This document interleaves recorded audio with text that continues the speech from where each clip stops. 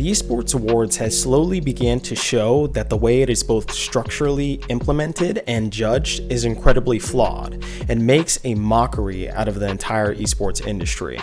Esports is supposed to be the pinnacle of gaming, the most hardcore of the hardcore, where your play is scrutinized, your casting must be concise and clear, and your journalism and content should be pristine and full of context. But sadly, the celebration of all of these factors that make up esports is supposed to be a grand fireworks show, and instead they brought only sparklers and poppets. Let's dive into my particular gripes with the Esports Awards and some in particular pertaining to this year's winners. First, we have the controversial esports PC player of the year being Faker. Now, considering I've watched League of Legends since Season 2, I've seen Faker at every Worlds that he's appeared at and watched a ton of LCK, LEC, and LCS over the years. This is not the year you should have given it to Faker. Faker won Worlds this year and had a cool storyline of coming back from a hand injury, which, by the way, should be held against him since he didn't even play for part of the summer split, and of which he didn't even win. And T1 also didn't win spring split as well. Then he went to Worlds and didn't win MVP of the finals. Hell, he didn't win any MVP of the entire year, in fact.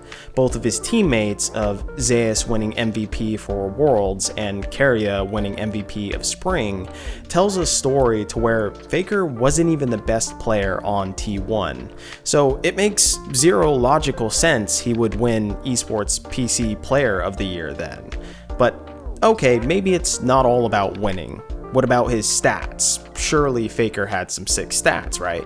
Turns out, for the entirety of 2023, this includes spring, MSI, and summer, Faker was 26th in KDA out of all major regions just for the mid position out of 56 players for that year. He was 45th for damage share percentage of his team, and he was 35th for damage per minute out of all mid laners. Okay, but surely he was better at just Worlds though, right? No, actually, even at Worlds, he was tied dead last for damage percentage among mid laners, and if you look at DPM among all players at Worlds, Zeus had one of the highest DPMs at the tournament for all roles. Faker wasn't even the best player if you're just judging on stats alone. But Faker StarCraft controlled his team, right?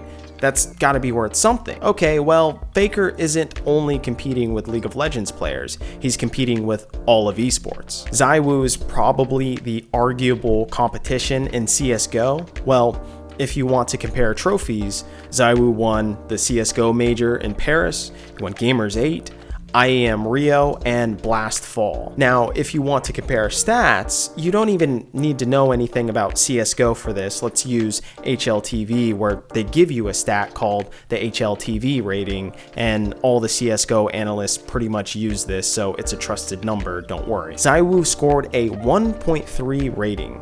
Let's compare that to Simple. Comparing 2023 ZywOo to 2021 Simple, where Simple won Esports PC Gamer of the Year. Remember, ZywOo got a 1.30 for 2023, and Simple got a 1.35 for 2021. Very close. For 2022, Simple got a 1.25, and for 2023, Simple got a 1.18. So, as far and away we can see, ZywOo's year was absolutely fantastic. Now, I won't speak on the other major esport, which would be Dota, of course, because I don't follow that game at all, nor Valorant, but it's clear that Faker wasn't even the best League of Legends player this year, and there's a reason why major analysts didn't even predict T1 to win Worlds, and that's because they weren't even a great team heading into the tournament because of their previous results from earlier in the year. So this just shows that the esports panel is probably just made up of League of Legends fans. And I say fans because, let's be real, a League of Legends analyst wouldn't have said Faker was the best League of Legends player this year.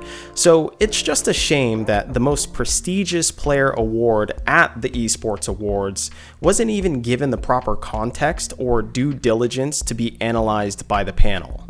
And since we're talking about T1, their League of Legends team won Esports Team of the Year.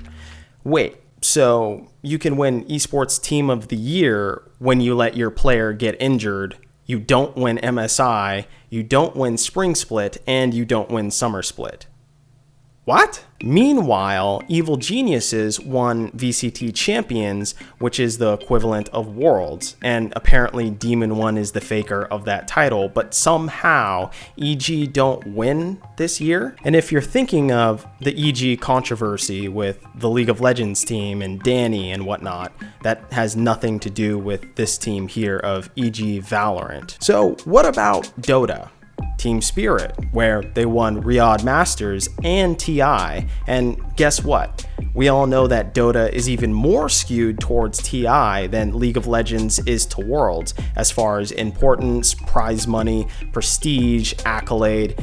You basically don't have a tier 1 career if you can't make it to TI. So surely if we're weighing some arbitrary importance on winning prestigious tournaments, TI is above Worlds in that regard. So it's just wild that the League of Legends team for T1 won Esports Team of the Year when there were clearly better choices, and never mind that JDG almost got the Golden Road, won Spring, MSI, and Summer, and looked arguably like one of the best teams even through the group stage at Worlds. But okay, let's move on to my other gripe with the Esports Awards. The Streamer of the Year. Why is it all the names have nothing to do with esports? XQC doesn't stream any esports content. Cutie Cinderella? Kai CNET? Okay, but Izento, this is the Streamer of the Year award, not Esports Streamer of the Year award. Then why the fuck is it at the Esports Awards? We even have streamers that stream esports.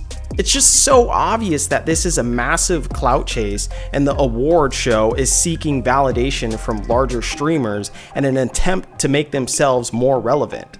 It's just disgusting, frankly. Once again, I remind you that esports is about hardcore shit.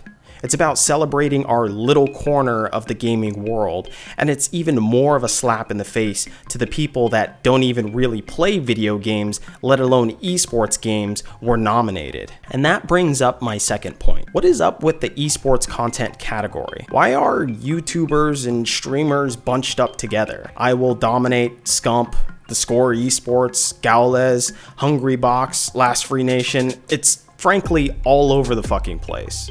Split it up, remove Streamer of the Year, replace it with Esports Streamer of the Year, and make esports content creator restricted to primarily non-streamers. At this point, we have had so many co-streamers throughout multiple different esports, you can finally make the Streamer of the Year award an Esports Streamer of the Year award. It just seems way more appropriate. Now, lastly is my beef with Esports Journalist of the Year. Nah, I'm just fucking with you. I'm fucking with you. But it brings me to my overall point though. Why didn't he win in 2022? What's so different about this year versus his previous year? In his previous year in 2022, he released the news that Astralis CSGO were employing a banned coach as their secret coach/analyst. He broke the news that TSM were looking to get out of League of Legends. He revealed that the coach Peter Zhang of TSM's League of Legends team stole money from his players. He did so much in 2022 that it's wild that he didn't win Esports Journalist of the Year. Now, Ashley Kang won that year. Now, Ashley Kang works in League of Legends, covering the Korean League of the LCK, and 99% of her work is just interviews. So now we have to then go to the discussion of which is more important in the umbrella of journalism, investigative work or interviews. I think everyone, fans and journalists alike, would agree that it's investigative work that is far more important and has more impact on the esports industry. And this is coming from a guy personally who primarily did interviews from 2017 to 2022 in the League of Legends scene. Speaking of my content, why don't you go ahead and subscribe as I bring you League of Legends documentaries, interviews, opinion pieces, and analysis. So if you're into that, subscribe as I'll be creating content like this all in the off season. So thanks, and back to the video. But wait, Ashley Kang doesn't just do interviews. She translates from Korean to English. So surely that means her interviews are better than just a plain English interview, right? That objectively means more work, right? Wait, but now if we're judging on workload, aka effort, how much work does someone do to finish an investigative piece? How much work do you know someone else put into the prep of their interview questions? I know fans think that an interviewer's job is just asking good questions and they don't ever wonder what it takes to even construct a good question. They just think the interviewer does freestyle bars. But the best interviews are when the interviewer researches his subject, gets the history of that person and dives really deep, addressing things that both the public want to hear but also would never even think of. I'll tell you some of the interviews that I've done. I've researched my subjects, past dramas that they've been in, previous strategies they've used in game, sometimes taking hours to find evidence to create just the right couple of questions to ask. Now, I'm not saying that Ashley Kang doesn't do something like this, but it's worth mentioning that most of the skills in interviewing aren't even what they call hard skills, that is, technical skills that are more easily quantifiable. And not only that, but the background skills that you use and use for prep are the ones that are largely unnoticed and the ones that are doing all the heavy lifting when it comes to interviewing. Now we have to ask, well, how many interviews is worth one investigative piece? 10 interviews? 15? 20? Are we really gonna make that judgment call? Is it 1-to-1? Also, interviews and investigative pieces aren't the only areas of journalism. What about opinion pieces? As far as I'm aware, Ashley Kang put out a whopping 0 opinion pieces for 2022. Where do we put opinion pieces on the scale of journalism? I'll tell you, as far as effort goes, as I've done both, and it takes me far longer to complete a opinion piece than it does an interview.